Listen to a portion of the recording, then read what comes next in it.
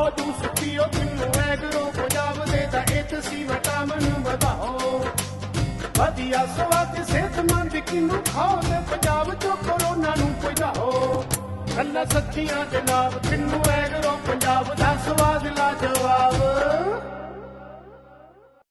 आम किसान नू बनावे हाई अचीवर पंजाब एग्रो दा 5 रिवर। पंजाब एग्रो के हफ्तावारी प्रोग्राम 5 दरिया वेख रहे सारे किसान वीरां नू पंजाबियां नू बालमुकंद शर्मा की प्यार भरी सत श्री अकाल, आदाब ते नमस्कार।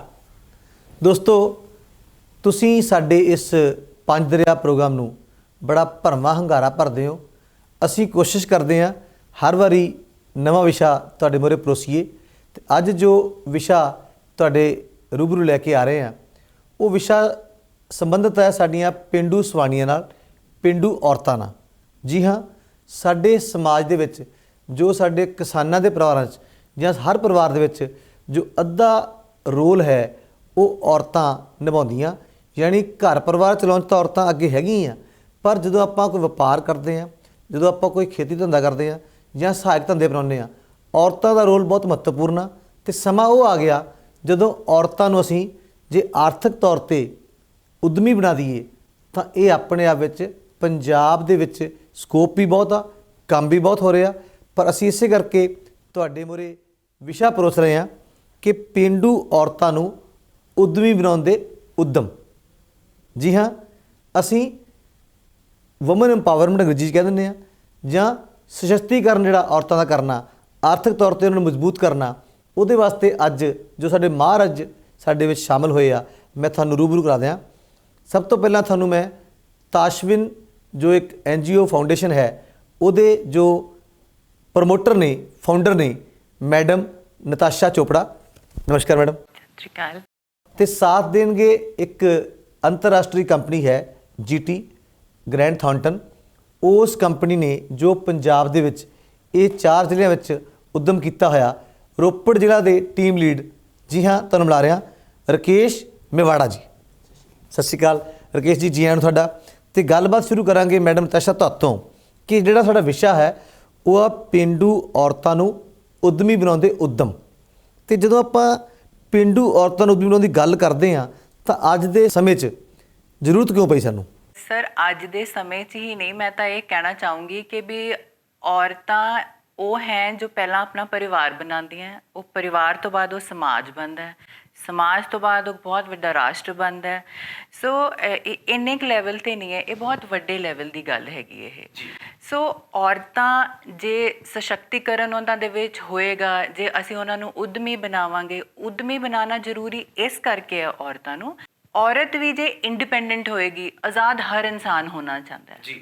ਆਜ਼ਾਦੀ ਦਾ ਮਤਲਬ ਮੇਰਾ ਇਹ ਹੈਗਾ ਕਿ ਉਹ ਫਾਈਨੈਂਸ਼ੀਅਲੀ, ਮੈਂਟਲੀ, ਸਮਾਜਿਕ ਤੌਰ 'ਤੇ, ਬਹੁਤ ਆਰਥਿਕ ਤੌਰ 'ਤੇ ਉਹਦੇ ਫੈਸਲੇ, ਉਹਦੀ ਕੁਆਲਿਟੀ ਹੈ ਜਿਹੜੀ ਲਾਈਫ ਦੀ, ਉਹ ਹਰ ਲੈਵਲ 'ਤੇ ਉਹਦਾ ਆਪਣਾ ਇੱਕ ਸਾਹਸ ਜਿਹੜਾ ਹੈ ਉਹ ਬਹੁਤ ਉੱਪਰ ਚਲਾ ਜਾਂਦਾ ਹੈ।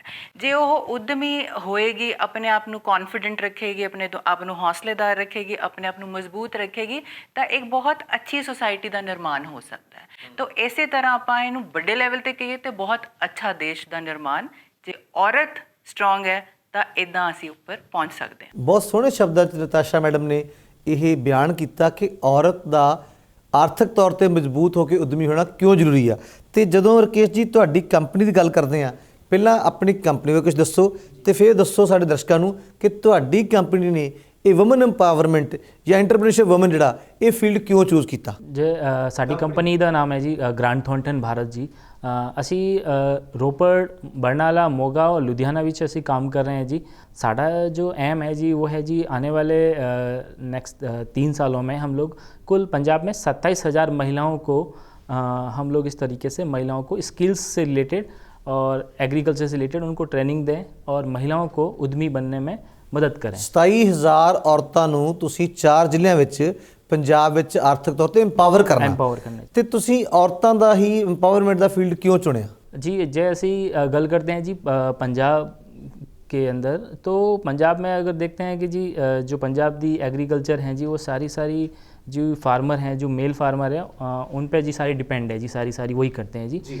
तो साड़ा मकसद है जी असी पंजाब में जो असी ਗੱਲ ਕਰਦੇ ਹਾਂ ਜੀ ਇਨਕਮ बढ़ाने ਦੀ ਜੋ ਫਾਰਮਰ ਦੀ ਜੀ। तो ਅਸੀਂ ਨੇ ना काम करने ਦੀ ਲੋੜ है जी महिलाओं नाल भी जो महिलाएं भी कुछ न कुछ काम करेगी तो उनका भी एक हाउस होल्ड की इनकम बढ़ेगी उससे। तो ये हमारा एक ऑब्जेक्टिव था जी सबसे बड़ा कि असी महिलाओं नाल काम करें, उनको उद्यमी बनाएं ताकि एक हाउस होल्ड की इनकम बढ़ सके, डबल कर सके हम लोग।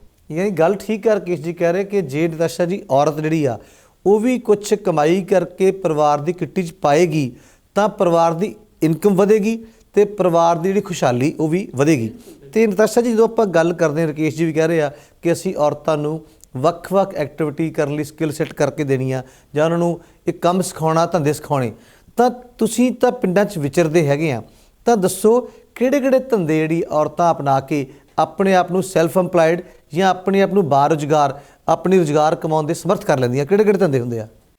ਇਹ ਤੁਹਾਡਾ ਨਾ ਕੁਐਸਚਨ ਬਹੁਤ ਇੰਟਰਸਟਿੰਗ ਕੁਐਸਚਨ ਹੈ। ਜਿਹੜਾ ਮੇਰਾ ਆਪਣਾ ਪਰਸਨਲ ਤਜਰਬਾ ਰਿਹਾ ਹੈ, ਮੈਂ ਬਹੁਤ ਆਸ਼ਚर्य ਕਹਿ ਲਓ, ਬਹੁਤ ਅਚੰਭਿਤ ਸੀਗੀ, ਹੈਰਾਨੀ 'ਚ ਸੀਗੀ।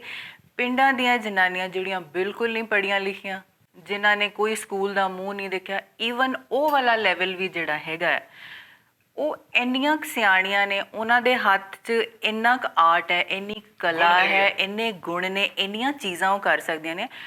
ਮਤਲਬ ਮੈਂ ਇਹ ਨਹੀਂ ਕਹਿੰਦੀ ਪਹਿਚਾਣ ਦੀ ਲੋੜ ਆ ਉਹਦੀ, ਆਇਡੈਂਟੀਫਾਈ ਕਰਨ ਦੀ। ਹਾਂਜੀ ਬਿਲਕੁਲ।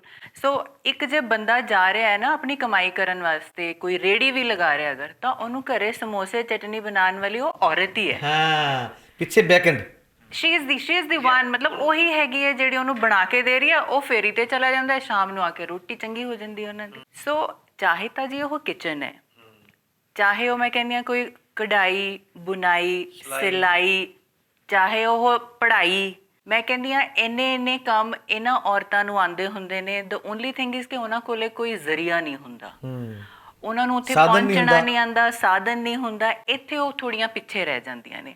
ਸੋ ਇਸੇ ਨੂੰ ਅਸੀਂ ਅੱਗੇ ਕਰਨ ਵਾਸਤੇ ਆਪਣੇ ਫਾਊਂਡੇਸ਼ਨ 'ਚ ਬੜੇ ਇਸ ਤਰ੍ਹਾਂ ਦੇ ਉਪਰਾਲੇ ਕਰਦੇ ਰਹਿੰਦੇ। ਹਾਂਜੀ। ਉੱਥੇ ਅਸੀਂ ਇਹ ਕੋਸ਼ਿਸ਼ ਕਰਦੇ ਹਾਂ। ਸੋ ਇਸ ਤਰ੍ਹਾਂ ਦੇ ਬਹੁਤ ਸਾਰੀਆਂ ਚੀਜ਼ਾਂ ਨੇ, ਘਰੇ ਹੀ ਬਣਾ ਕੇ ਉਹ ਚਟਨੀਆਂ, ਅਚਾਰ, ਮੁਰੱਬੇ, ਹੋਰ ਤਰ੍ਹਾਂ ਦੀਆਂ ਚੀਜ਼ਾਂ ਉਹ ਕਰਦੀਆਂ ਨੇ। ਅਤੇ ਉਹ ਮਗਰ ਉਹ ਛੁਪੀਆਂ ਰਹਿ ਜਾਂਦੀਆਂ ਨੇ, ਲੁਕੀਆਂ ਰਹਿ ਜਾਂਦੀਆਂ ਨੇ। ਉਹਨਾਂ ਨੂੰ ਅੱਗੇ ਆਉਣ ਦਾ ਮੌਕਾ ਨਹੀਂ ਮਿਲਦਾ, ਜਿਹਦੇ ਵਿੱਚ ਆਪਾਂ ਨੂੰ ਸਾਰਿਆਂ ਨੂੰ ਮਿਲ ਕੇ ਇਹ ਪਿੰਡਾਂ ਦੇ ਵਿੱਚ ਕੋਸ਼ਿਸ਼ ਕਰਨੀ ਚਾਹੀਦੀ ਹੈ ਕਿ ਅਸੀਂ ਉਹਨਾਂ ਨੂੰ ਅੱਗੇ ਲੈ ਕੇ ਆਈਏ, ਉਹਨਾਂ ਨੂੰ ਵੀ ਪ੍ਰਮੋਟ ਕਰੀਏ। ਉਹਦੇ ਨਾਲ ਉਹਨਾਂ ਦੀ ਵੀ ਸਟਰੈਂਥਨਿੰਗ ਹੋਏਗੀ, ਸਸ਼ਕਤੀਕਰਨ ਹੋਏਗਾ ਅਤੇ ਐਂਟਰਪ੍ਰੈਨਰ ਸਾਡੇ ਪੰਜਾਬ 'ਚ ਹੋਰ ਪ੍ਰੋਗਰੈਸ ਕਰੇਗਾ। ਤੇ ਇਹੀ ਸਵਾਲ ਮੇਰਾ ਤੁਹਾਨੂੰ ਰਕੇਸ਼ ਜੀ ਰਹੇਗਾ ਕਿ ਆਪਾਂ ਗੱਲ ਕਰ ਰਹੇ ਹਾਂ ਕਿ ਡਿਫਰੈਂਟ ਜਿਹੜੇ ਕਾਰੋਬਾਰ ਆ ਉਹ ਔਰਤਾਂ ਕਰ ਸਕਦੀਆਂ। ਤੁਸੀਂ ਜਦੋਂ ਕੰਪਨੀ ਵੱਲੋਂ ਇਹ ਕੰਮ ਪ੍ਰੋਜੈਕਟ ਚਲਾ ਰਹੇ ਆ ਤਾਂ ਤੁਹਾਨੂੰ ਕੀ ਲੱਗਦਾ ਕਿਹੜੀ ਲਾਈਨਸ ਆਫ एक्टिविटी ਜਿਹੜੀਆਂ औरतें कर सकती तो एक्टिविटी किहड़े च ज़्यादा इंटरेस्ट लेंदियां? 3 चीज़ों पे असी काम कर रहे हैं जी इधर पंजाब में जी। पहला है जी जे असी गल करते हैं जी खेतीबाड़ी नाल ना, तो असी हर एक ब्लॉक विच है ना एक जो महिला किसान है उन्हें दी कंपनी बना रहे हैं जी। तो और वहाँ पे असी कोशिश करेंगे जी उन्होंने सस्ती रेट विच जो भी खाद बीज ये सब उपलब्ध करवाएं वहाँ पे। फार्मर प्रोड्यूसर कंपनी जी बनाने जा रहे FPO जी, और जिससे जी थोड़ा सा फार्मर की जो कॉस्ट ऑफ कल्टीवेशन है जी वो थोड़ा सा कम हो जाए, खर्चा घट हो जाए जी। तो ये असी कोशिश कर रहे हैं जी। दूसरा जी असी गल कर रहे हैं जी नॉन फार्म दी, जेहेतु महिलाएं उधर हर पिंड में जी वो स्टिचिंग, सिलाई, कढ़ाई जो काम कर रही है जी, तो असी उन्होंने कोशिश करेंगे जी उन्होंने और स्किल कैसे बढ़ाया जाए उनका, और उनको एक मार्केट देने की कोशिश कर रहे हैं। क्योंकि पंजाब में सबसे बड़ी इश्यूज़ हैं कि बाज़ार का, क्योंकि प्रोडक्ट्स तो सारी महिलाएं बना लेती है जी, बेचने की गल आती है तो उनको सही रेट नहीं मिलती। जो सही रेट नहीं मिलता तो हर कोई महिला डीमोटिवेट हो जाती है और आगे वो काम नहीं करती। तो साड़ा रोल होगा कि असी उन्होंने बढ़िया से बढ़िया मार्केट दिलाएं उनको अच्छा सा।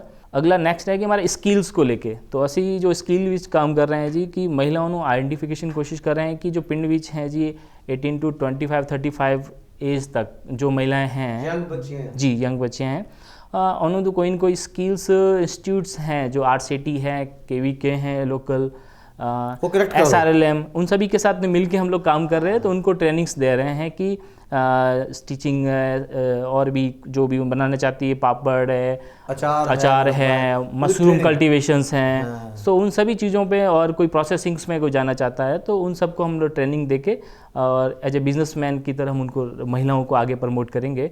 और साथ में मैं आपको बताना चाहूँगा, हम लोग जैसे कि HDFC बैंक के साथ में हम ये पंजाब में बहुत बड़ा एक प्रोजेक्ट्स कर रहे हैं, HDFC परिवर्तन CSR का जो प्रोजेक्ट है हमारा। तो उसमें क्रेडिट लिंकेजेस का जहाँ क्योंकि कोई भी महिलाएं हैं, क्योंकि जो बिज़नेस करती है तो पैसों की बड़ी ज़रूरत होती है, और हाँ असी देखते हैं कि कोई भी बैंक आसानी से लोन नहीं देंदी है किसी ਨੂੰ भी महिलाओं ਨੂੰ। तो असी कोशिश करेंगे उन्होंने क्रेडिट की जो भी लोड हो उनको बैंक से कनेक्ट करवा ले जी असी। हाँ जी। ਸੋ ਨਤਾਸ਼ਾ ਮੈਡਮ, ਜਦੋਂ ਤੁਸੀਂ ਪਿੰਡ 'ਚ ਜਾਂਦੇ ਆ ਤੁਹਾਨੂੰ ਪਤਾ ਲੱਗ ਗਿਆ ਵੀ ਇਸ ਔਰਤਾਂ ਦੇ ਵਿੱਚ ਇਹੀ ਸਮਰੱਥਾ ਹੈਗੀ ਆ, ਆਪਾਂ ਸਟਿਚਿੰਗ ਦੀ ਗੱਲ ਕਰ ਲਈਏ, ਸਿਲਾਈ ਦੀ, ਤਾਂ ਉਹਦੇ ਵਿੱਚ 2-3 ਸਵਾਲ ਫਿਰ ਹੋਰ ਖੜੇ ਹੁੰਦੇ ਆ ਕਿ ਤੁਸੀਂ ਔਰਤਾਂ ਨੂੰ ਸਿਲਾਈ ਦੇ ਰਾਹੀਂ ਆਰਥਿਕਤਾ ਮਜ਼ਬੂਤ ਕਰਨੀ ਆ, ਤੇ ਉਹਦੇ ਵਿੱਚ ਉਹ ਔਰਤਾਂ ਨੂੰ ਕੀ ਆਈਟਮਾਂ ਤੁਸੀਂ ਦਿੰਦੇ ਆ, ਉਹ ਔਰਤਾਂ ਕੀ ਬਣਾ ਕੇ ਦਿੰਦੀਆਂ, ਉਹ ਬਣਾ ਕੇ ਉਹ ਚੀਜ਼ ਨੂੰ ਮੁੜ ਕੇ ਸੇਲ ਕਿਵੇਂ ਕਰਨਾ, ਇਹ ਸਾਰਾ ਜਿਹੜਾ ਘੁੰਡੀਆਂ ਸਮਝਾਓ। ਹਾਂਜੀ, ਇਹ ਇਸ ਤਰ੍ਹਾਂ ਹੈਗਾ ਸ਼ਰਮਾ ਜੀ ਕਿ ਜਿੰਨੀਆਂ ਵੀ ਔਰਤਾਂ ਸਾਡੇ ਪਿੰਡ ਦੇ ਵਿੱਚ ਹੈ, ਆਲਮੋਸਟ ਹਰ ਔਰਤ ਦੇ ਕੋਲ ਆਪਣੀ ਘਰ 'ਚ ਇੱਕ ਸਿਲਾਈ ਮਸ਼ੀਨ ਹੁੰਦੀ ਹੈ ਜੀ। ਇਹ ਬਹੁਤ ਕਾਮਨ, ਇੱਕ ਜਿੱਦਾਂ ਫਰਨੀਚਰ ਹੈ ਜਾਂ ਭਾਂਡੇ ਟਿੰਡੇ ਨੇ, ਉਹਨਾਂ ਕੋਲ ਸਿਲਾਈ ਮਸ਼ੀਨ ਹੁੰਦੀ ਹੈ। ਹਸਬੈਂਡ ਦੇ ਕੋਈ ਹਾਂ, ਕੱਪੜੇ ਸਿੱਤੇ। ਸੋ ਮੇਰਾ ਤਜਰਬਾ ਜਿਹੜਾ ਰਿਹਾ ਉਹ ਇਹ ਰਿਹਾ ਕਿ ਜਿਸ ਤੋਂ ਮੈਂ ਬਹੁਤ ਮੋਟੀਵੇਟ ਹੋਈ, ਔਰਤਾਂ ਨੂੰ ਮਿਲੀ, ਉਹਨਾਂ ਦੀ ਕਲਾ ਦੇਖੀ, ਉਹਨਾਂ ਦੇ ਗੁਣ ਦੇਖੇ।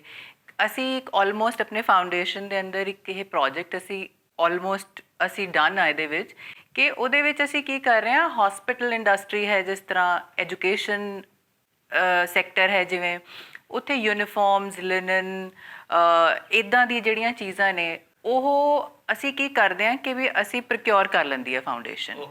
ਤੇ ਉਹ ਜਿੰਨੀਆਂ ਵੀ ਲੇਡੀਜ਼ ਆਪਣੇ ਘਰੇ ਬੈਠੀਆਂ ਨੇ, ਉਹ ਆਪਣਾ ਘਰ ਵੀ ਦੇਖ ਸਕਦੀਆਂ ਨੇ, ਬਿਕੋਜ਼ ਸਭ ਦੀ ਇੱਕ ਜ਼ਿੰਮੇਵਾਰੀ ਹੈ, ਰਿਸਟ੍ਰਿਕਸ਼ਨ ਹੈ, ਨਹੀਂ ਆ ਸਕਦੇ, ਸੇਲਿੰਗ ਨਹੀਂ ਕਰ ਸਕਦੇ, ਬਾਹਰ ਜਾਣਾ ਮੁਸ਼ਕਿਲ ਹੁੰਦਾ, ਬਹੁਤ ਮੁਸ਼ਕਿਲ ਹੋ ਜਾਂਦਾ ਹੈ ਜੀ। ਸੋ ਇਹਦੇ ਵਿੱਚ ਅਸੀਂ ਉਹਨਾਂ ਨੂੰ ਸਮਾਨ ਦੇ ਦਿੰਦੇ ਹਾਂ, ਮਸ਼ੀਨ ਉਹਨਾਂ ਕੋਲੇ ਹੈ, ਆਰਟ ਉਹਨਾਂ ਕੋਲੇ ਹੈ ਜੀ। ਸੋ ਹਰ ਜਿਹੜੀ ਚੀਜ਼ ਉਹ ਸਟਿਚ ਕਰਕੇ ਸਾਨੂੰ ਦਿੰਦੇ ਨੇ, ਮਿਸਾਲ ਦੇ ਤੌਰ ਤੇ ਹਸਪੀਟਲ ਦਾ ਇੱਕ ਸਕਰਬ ਸੂਟ ਉਹਨੇ ਬਣਾਉਣਾ ਜਾਂ ਕੋਈ OT ਦਾ ਗਾਊਨ ਬਣਾਉਣਾ, ਹਾਂਜੀ, ਉਹ ਉਹਨਾਂ ਨੇ ਬਣਾ ਕੇ ਸਾਨੂੰ ਦੇ ਦੇਣਾ, ਅਸੀਂ ਉਹਨਾਂ ਨੂੰ ਸਿਲਾਈ ਪ੍ਰੋਵਾਈਡ ਕਰ ਦੇਣੀ ਹੈ। ਇਨ ਕੇਸ ਉਹਨਾਂ ਨੂੰ ਕੋਈ ਕਿਸੇ ਤਰ੍ਹਾਂ ਦੀ ਪ੍ਰੋਬਲਮ ਆਉਂਦੀ ਹੈ, ਕੋਈ ਟੈਕਨੀਕਲ ਪ੍ਰੋਬਲਮ ਆਉਂਦੀ ਹੈ, ਕੁਛ ਉਹ ਅਸੀਂ ਉਹਦੇ ਵਿੱਚ ਐਡ ਕਰ ਦਿੰਦੇ ਹਾਂ। ਅਤੇ ਇਹਦੇ ਨਾਲ ਸਾਡਾ ਇਹ ਦੋਨੋਂ ਪਾਸੇ ਇਹ ਫਾਇਦੇਮੰਦ ਰਹਿ ਜਾਂਦਾ ਕਿ ਉਹਨੂੰ ਉਹਦੀ ਸਿਲਾਈ ਮਿਲ ਜਾਂਦੀ ਹੈ, ਜਿਹਦੇ ਨਾਲ ਉਹਦਾ ਰੁਜ਼ਗਾਰ ਉੱਪਰ ਚਲਾ ਜਾਂਦਾ ਹੈ, ਉਹਦੀ ਕਮਾਈ ਉੱਤੇ ਚਲੀ ਜਾਂਦੀ ਹੈ, ਉਹਦਾ ਪਰਿਵਾਰ ਹੋਰ ਸਟਰੈਂਥਨ ਹੋ ਜਾਂਦਾ ਹੈ, ਅਤੇ ਉੱਥੇ ਕੋਸਟ ਘੱਟ ਜਾਂਦੀ ਹੈ। ਸੋ ਇਹ ਦੋਨੋਂ ਪਾਸਿਓਂ ਇੱਦਾਂ ਦਾ ਬ੍ਰਿਜ ਅਸੀਂ ਬਿਲਡਅਪ ਕਰਤਾ ਕਿ ਦੋਨੋਂ ਪਾਸਿਓਂ ਦੀ ਇਹ ਬੈਨੀਫੀਸ਼ੀਅਲ ਇੱਕ ਤਰ੍ਹਾਂ ਦੀ ਸਿਚੁਏਸ਼ਨ ਹੈਗੀ ਹੈ। ਸੋ ਇਸ ਤਰ੍ਹਾਂ ਅਸੀਂ ਇਸ ਪ੍ਰੋਜੈਕਟ ਨੂੰ ਅਸੀਂ ਅੱਗੇ ਲਿਜਾਣ ਦੀ ਹੋਰ ਸੋਚ ਰਹੇ ਹਾਂ। ਵੈਸੇ ਬਹੁਤ ਅੱਛਾ ਉਦਮ ਆ, ਕਿਉਂਕਿ ਇਹਨੂੰ ਕਹਿੰਦੇ ਆਪਾਂ ਹਿਊਮਨ ਡਿਵੈਲਪਮੈਂਟ ਕਰਨੀ ਜੀ। ਕਿਉਂਕਿ ਜਦੋਂ ਤੁਸੀਂ ਇਹ ਉਦਮ ਕਰਦੇ ਨਾ, ਤਾਂ ਉਹਦੇ ਨਾਲ ਤੁਸੀਂ ਇੱਕ ਪਰਿਵਾਰ ਤਾਂ ਪਲਦਾ, ਉਸ ਜਾਗਰਤੀ ਵੀ ਹੁੰਦੀ ਆ। ਸੋ ਇਦਾਂ ਦੇ ਜੋ ਉਦਮ ਆਪਾਂ ਗੱਲ ਕਰਦੇ ਹਾਂ ਰਕੇਸ਼ ਜੀ, ਤਾਂ ਤੁਸੀਂ ਦੱਸੋ ਕਿ ਜਦੋਂ ਟਰਾਂਸਫਾਰਮ ਕਰਦੇ ਆ, ਕੀ ਸੰਕਟ, ਕੀ ਚੈਲੰਜ, ਕੀ ਚੁਣੌਤੀਆਂ ਆਉਂਦੀਆਂ ਤੇ ਹੱਲ ਕਿਵੇਂ ਕਰਦੇ ਆ? शुरुआत में मैं दसना चाहूँगा कि जी ना असी जो काम कर रहे हैं ਹੁਣ ना रोपड़ विच ना, तो असी जो आइडेंटिफाई जो किया है कि कुछ महिलाएं हैं जो काफ़ी अच्छा काम कर रही है नीटिंग पे, जो अच्छे अच्छे प्रोडक्ट्स बना रही हैं। जो मेन जो प्रॉब्लम जो हमने देखी है कि महिलाएं जो है वो पुराने वाले ही डिज़ाइंस पे काम कर रही है। हाँ, नए डिज़ाइन जो मार्केट में है वो नए डिज़ाइन की ज़रूरत है।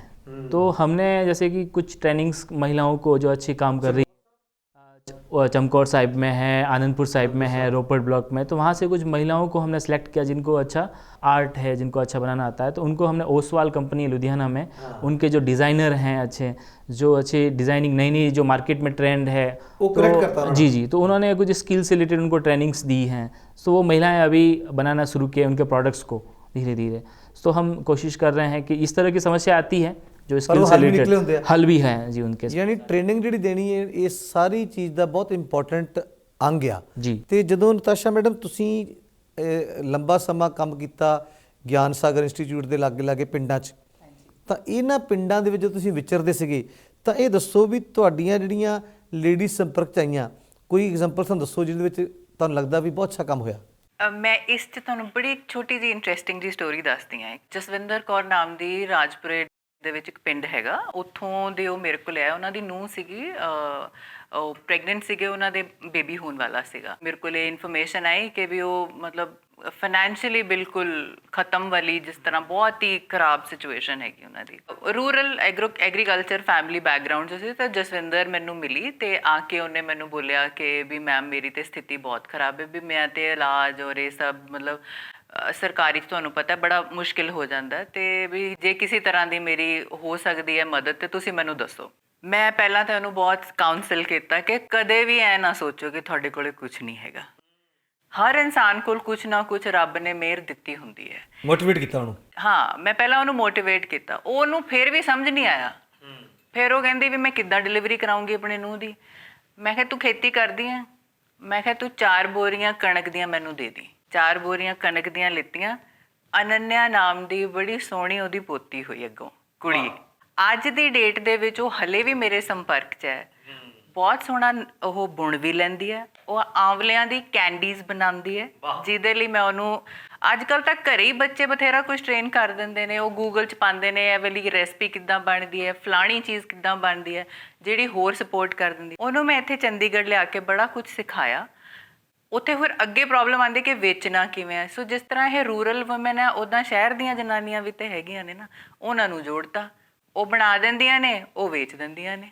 ਨਤਾਸ਼ਾ ਜੀ, ਵੈਸੇ ਮੈਨੂੰ ਲੱਗ ਰਿਹਾ ਕਿ ਜਿਹੜਾ ਮੈਂ ਪਿਛਲੇ ਦਿਨਾਂ ਵਿੱਚ PhD ਚੈਂਬਰ ਆਫ ਕਮਰਸ ਤੇ ਰਕੇਸ਼ ਜੀ ਦੀ ਆਰਗੇਨਾਈਜੇਸ਼ਨ GT ਨੇ ਮਿਲ ਕੇ ਇੱਕ ਇਸੇ ਵਿਸ਼ੇ ਤੇ ਬੜਾ ਅੱਛਾ ਇੱਕ ਦਿਨ ਦਾ ਪੂਰਾ ਸਮਾਗਮ ਕਰਾਇਆ। ਉਸ ਸਮਾਗਮ ਦੇ ਵਿੱਚ ਕੋਈ 4 ਜ਼ਿਲ੍ਹੇ ਦੀਆਂ 100-150 ਲੇਡੀਜ਼ ਸੈਲਫ ਹੈਲਪ ਗਰੁੱਪ ਚਲਾਉਂਦੀਆਂ ਸੀਗੀਆਂ, ਉਹ ਆਈਆਂ। ਫਾਰਮਰਜ਼ ਆਏ, FPOs ਆਈਆਂ। ਉਹਨਾਂ ਨੂੰ ਸੰਬੋਧਨ ਕੀਤਾ ਪੰਜਾਬ ਦੇ ਰੂਰਲ ਡਿਵੈਲਪਮੈਂਟ ਤੇ ਐਗਰੀਕਲਚਰ ਮਿਨਿਸਟਰ ਕੁਲਦੀਪ ਸਿੰਘ ਧਾਲੀਵਾਲ ਜੀ ਨੇ ਰਿਮੋਟ ਤੋਂ ਬੋਲੇ ਸੀਗੇ, ਤੇ ਉਹਦੇ ਵਿੱਚ 4-5 ਸੈਸ਼ਨ ਕਰਵਾਏ ਗਏ। ਉਹ ਸੈਸ਼ਨ ਦੇ ਬਾਰੇ ਜੇ राकेश दसन तुझी अच्छी गल की दसिया राकेश जी एक्चुअली पिछले काफ़ी टाइम से हम लोग कोशिश कर रहे थे कि द रूरल लाइवलीहुड सबमिट एक पंजाब में किया जाए, जिसे सभी महिलाओं को एक ऐसा प्लेटफॉर्म दे कि एक ही जगह पे सारी कंपनी के लोग भी नुमाइंदे आएँ और महिलाएं भी हमारे सारे ब्लॉक्स डिस्ट्रिक्ट से महिलाएं आएँ, वो अपनी समस्याएं बताएं और वो उनका समाधान बताएं और एक दूसरे से लिंकेजेज हो। जैसे हम लोग फार्मर प्रोड्यूसर कंपनीज़ बना रहे हैं तो उसमें काफ़ी बड़ा एक रोल होगा। तो उसमें जैसे आपने बताया कि कुलदीप सिंह जी धारीवाल साहब ने ऑनलाइन उसमें मिनिस्टर साहब ने ज्वाइन किया था, थिंड साहब ने सेक्रेटरी साहब हैं उन्होंने भी ज्वाइन किया है। तो इस तरीके से और भी अलग अलग डिपार्टमेंट से लोग आए थे, सीनियर्स लोग, उनने पार्टिसिपेट किया है। तो अभी जो उस इवेंट के बाद में हम देखते हैं उसके रिजल्ट्स जो हमें फीडबैक आ रहे हैं महिलाओं से, सो उनका ये कहना है कि हम ये सोच रहे हैं काफ़ी टाइम से कि कोई एजेंसी है एक जो अच्छा काम करने जा रही है, जो मार्केट लिंकेज पे पर्टिकुलरली।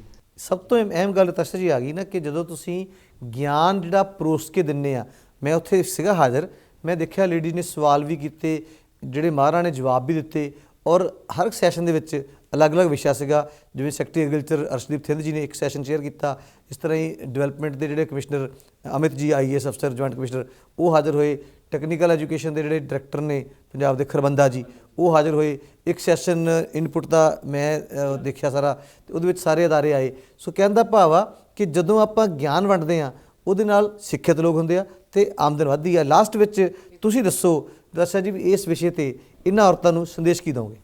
ਮੈਂ ਆਪਣੀਆਂ ਸਾਰੀਆਂ ਭੈਣਾਂ ਨੂੰ ਇਹ ਸੰਦੇਸ਼ ਦੇਣਾ ਚਾਹੁੰਦੀ ਹਾਂ, ਹਰ ਇਨਸਾਨ ਦੀ ਜ਼ਿੰਦਗੀ ਦੇ ਵਿੱਚ ਉਤਾਰ ਚੜਾਵ ਆਉਂਦੇ ਨੇ, ਇਹਨੂੰ ਜ਼ਿੰਦਗੀ ਕਹਿੰਦੇ ਨੇ। ਮੈਂ ਇਹ ਕਹਿਣਾ ਚਾਹੁੰਦੀ ਹਾਂ ਆਪਣੇ ਆਪ ਨੂੰ ਜ਼ਰੂਰ ਸਮਰਥ ਬਣਾਉਣ, ਆਪਣੇ ਆਪ ਨੂੰ ਜ਼ਰੂਰ ਹੋਰ ਮਜ਼ਬੂਤ ਬਣਾਉਣ। ਬੰਦਾ ਜਿਹੜਾ ਗਿਰਦਾ ਫੇਰ ਉੱਠਦਾ, ਫੇਰ ਗਿਰਦਾ ਫੇਰ ਉੱਠਦਾ, ਇਹ ਜ਼ਿੰਦਗੀ ਦਾ ਇੱਕ ਹਿੱਸਾ ਹੈ।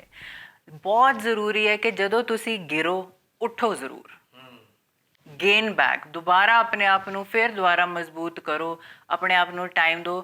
ਰੁਕਣਾ ਨਹੀਂ ਹੈ ਜ਼ਿੰਦਗੀ ਦੇ ਵਿੱਚ ਕਦੇ ਵੀ।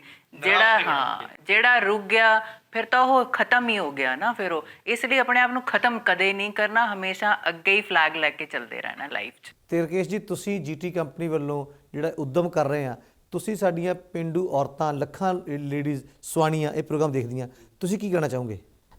ਮੈਂ ਸਾਰੀ ਮਹਿਲਾਵਾਂ ਨੂੰ ਕਹਿਣਾ ਚਾਹੂੰਗਾ ਕਿ ਸਾਡੇ ਨਾਲ ਵਕਤ ਨਾਲ ਜੁੜੇ ਤੁਸੀਂ ਸਾਰੇ ਮਹਿਲਾएं और ਅਸੀਂ कोशिश करेंगे कि उन सारे ਨੂੰ मार्केट लिंकेज दे जिससे जो हाउस होल्ड है सभी की इनकम दुगनी हो जाए।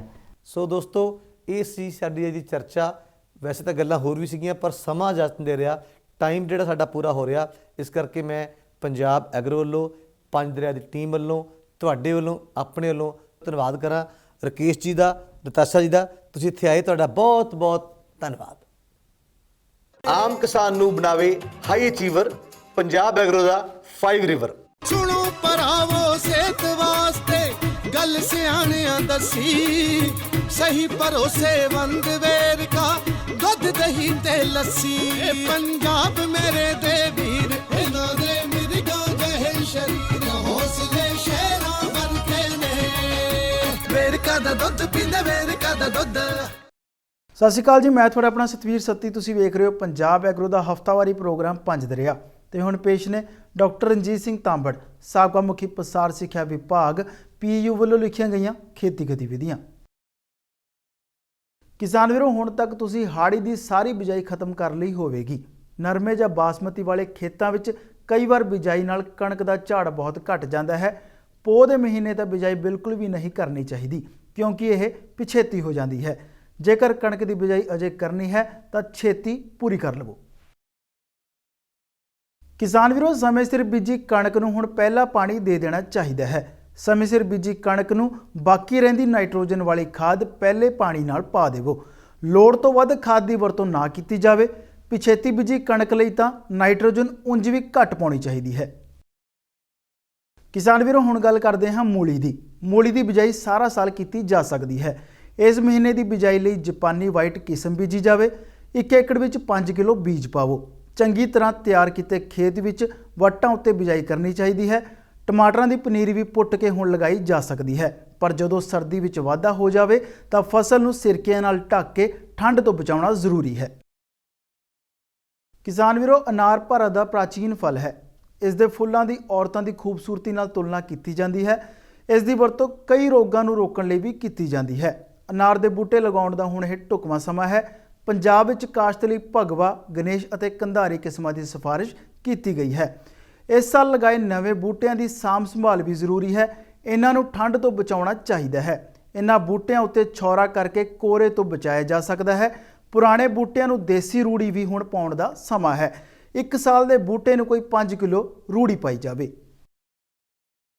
ਕਿਸਾਨ ਵੀਰੋ, ਹੁਣ ਗੱਲ ਕਰਦੇ ਹਾਂ ਪਤਝੜੀ ਬੂਟਿਆਂ ਦੀ। ਪਤਝੜੀ ਬੂਟਿਆਂ ਦੀ ਕਾਂਟ ਛਾਂਟ ਦਾ ਹੁਣ ਇਹ ਢੁਕਵਾਂ ਸਮਾਂ ਹੈ। ਅਗਲੇ ਮਹੀਨੇ ਨਵੇਂ ਪਤਝੜੀ ਬੂਟੇ ਲਗਾਏ ਜਾਣੇ ਹਨ। ਇਹਨਾਂ ਬਾਰੇ ਹੁਣ ਹੀ ਫੈਸਲਾ ਕਰ ਲੈਣਾ ਚਾਹੀਦਾ ਹੈ। ਬੂਟੇ ਲਗਾਉਣ ਲਈ ਟੋਏ ਪੁੱਟੇ ਜਾਣ। 1 ਮੀਟਰ ਡੂੰਘਾ ਅਤੇ 1 ਮੀਟਰ ਘੇਰੇ ਵਾਲਾ ਟੋਇਆ ਪੁੱਟਿਆ ਜਾਵੇ। ਇਸ ਨੂੰ ਅੱਧੀ ਉੱਪਰਲੀ ਮਿੱਟੀ ਅਤੇ ਅੱਧੀ ਰੂੜੀ ਰਲਾ ਕੇ ਭਰ ਦਿੱਤਾ ਜਾਵੇ। ਬੂਟੇ PAU ਜਾਂ ਸਰਕਾਰੀ ਜਾਂ ਕਿਸੇ ਭਰੋਸੇਯੋਗ ਨਰਸਰੀ ਤੋਂ ਖਰੀਦੇ ਜਾਣ। ਜੇਕਰ ਬਾਗ ਵਿੱਚ ਕੋਈ ਫਸਲ ਨਹੀਂ ਬੀਜੀ ਤਾਂ ਇਸ ਵਿੱਚ ਹਲ ਚਲਾ ਦੇਣਾ ਚਾਹੀਦਾ ਹੈ। ਵਹਾਈ ਕਰਨ ਨਾਲ ਨਦੀਨਾਂ ਦੀ ਰੋਕਥਾਮ ਹੁੰਦੀ ਹੈ ਅਤੇ ਹਾਨੀਕਾਰਕ ਕੀੜੇ ਵੀ ਨਸ਼ਟ ਹੋ ਜਾਂਦੇ ਹਨ। ਇਸ ਮਹੀਨੇ ਕਿੰਨੂ ਤਿਆਰ ਹੋ ਜਾਂਦੇ ਹਨ। ਪੰਜਾਬ ਵਿੱਚ ਕਿੰਨੂ ਹੇਠ ਸਭ ਤੋਂ ਵੱਧ ਰਕਬਾ ਹੈ। ਆਕਾਰ ਅਨੁਸਾਰ ਇਹਨਾਂ ਨੂੰ ਡੱਬਿਆਂ ਵਿੱਚ ਬੰਦ ਕੀਤਾ ਜਾਵੇ। ਕਿੰਨੂ ਤੋੜਨ ਸਮੇਂ ਧਿਆਨ ਰੱਖਣਾ ਚਾਹੀਦਾ ਹੈ, ਇਸ ਨੂੰ ਕਟਰ ਨਾਲ ਕੱਟਿਆ ਜਾਵੇ। ਸੋ ਕਿਸਾਨ ਵੀਰੋ, ਇਹ ਸੀ ਇਸ ਹਫਤੇ ਦੀਆਂ ਖੇਤੀ ਗਤੀਵਿਧੀਆਂ। ਮਿਲਾਂਗੇ ਪੰਜਾਬ ਐਗਰੋ ਦੇ ਹਫਤਾਵਾਰੀ ਪ੍ਰੋਗਰਾਮ ਪੰਜ ਦਰਿਆ ਦੇ ਵਿੱਚ ਅਗਲੇ ਹਫਤੇ ਕੁਝ ਹੋਰ ਜਾਣਕਾਰੀਆਂ ਦੇ ਨਾਲ। ਤੇ ਇੱਕ ਵਿਸ਼ੇਸ਼ ਸੂਚਨਾ ਹੋਰ, ਜਿਨ੍ਹਾਂ ਕਿਸਾਨ ਵੀਰਾਂ ਨੇ ਅਜੇ ਤੱਕ Punjab agros 5 river YouTube channel subscribe ਨਹੀਂ ਕੀਤਾ, ਉਹ ਸਬਸਕ੍ਰਾਈਬ ਕਰ ਲਓ ਤਾਂ ਕਿ ਹੋਰ ਵਧੇਰੇ ਜਾਣਕਾਰੀਆਂ ਮਿਲਦੀਆਂ ਰਹਿਣ। ਧੰਨਵਾਦ।